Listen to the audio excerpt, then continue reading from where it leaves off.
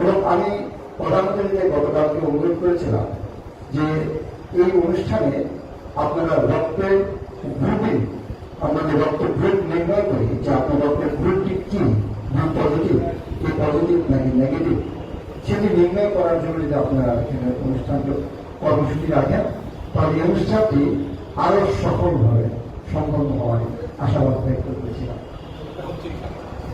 তো প্রধানমন্ত্রী বললেন যেটি সভাপতি বললেন যে এটি হচ্ছে আপনাদের এই ভালো উদ্যোগটি কিন্তু ভালো। আপনি যারা অনুষ্ঠানে আছেন সেই বড় ভাই এবং ছোট ভাই, আপনাদের এই বড় ভাই এবং ছোট ভাইয়ের মধ্যে আমরা আসলে মধ্যম ভাই। চিকিৎসা সেবার সাথে সংশ্লিষ্ট, আপনারা ইঞ্জিনিয়ারিং পেশার সাথে সংশ্লিষ্ট। আমাদের অনেক গুরুত্বপূর্ণ কাজ জনগণের জন্য করতে হয়, যেখানে অনেক গুরুত্বপূর্ণ কাজে কিন্তু আপনারা অংশগ্রহণ করে থাকেন। কিন্তু সেই গুরুত্বপূর্ণ কাজেই আমরা দেখেছি বিভিন্ন সময়ে যে একটি বিদ্যালয় নির্মাণ করতে হয়, কিন্তু একটি হাসপাতাল নির্মাণ করতে হয়, সেটা হাসপাতালে কিংবা বিদ্যালয় নির্মাণ করতে গিয়ে আপনাদেরকে ভাবতে হয় যে ওখানে কারা থাকে, ওখানে স্কুলের ছাত্ররা পড়াশোনা করেন এবং চিকিৎসকরা ওখানে সেবা প্রদান করেন। কিন্তু গত সরকারের সময় দেখতে হয়েছে সেই স্কুল নির্মাণে রাজশাহীতে কিংবা হাসপাতাল নির্মাণে রডের পরিবর্তে বাঁশ দেওয়া হয়েছিল। আপনাদের নিশ্চয়ই সেটি খেয়াল আছে। তাহলে এই যে বাঁশ দিলে এই বাঁশটার কাকে দিচ্ছেন? জাতিকে কিন্তু বাঁশ দেওয়া হচ্ছে।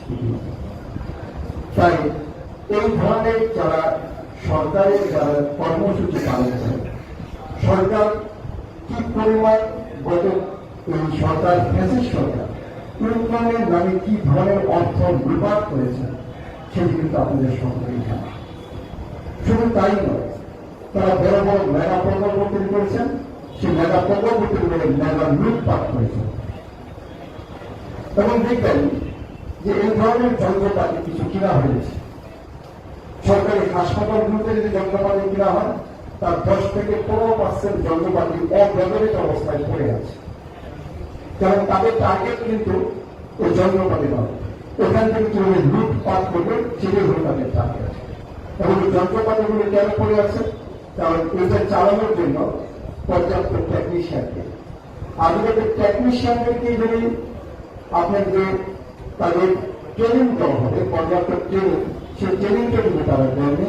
সেই ট্রেনিং এর বদলে যাচ্ছেন ওই সচিবালয়ের অধীনস্থ কর্মকর্তা কিংবা ওই মন্ত্রণালয়ের অধীনস্থ কর্মকর্তা কিংবা অধিদপ্তরের কর্মকর্তারা, তারা যাচ্ছেন ট্রেনিং এ, কিন্তু যাদের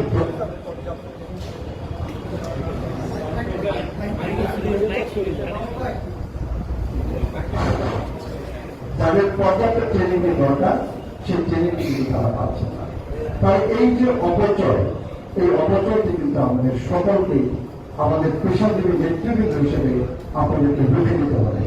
এবং আপনাদেরকে মনে রাখতে হবে একটি সততা, নিষ্ঠা, একটি চাপিকে কিন্তু গড়ে তুলতে পারে।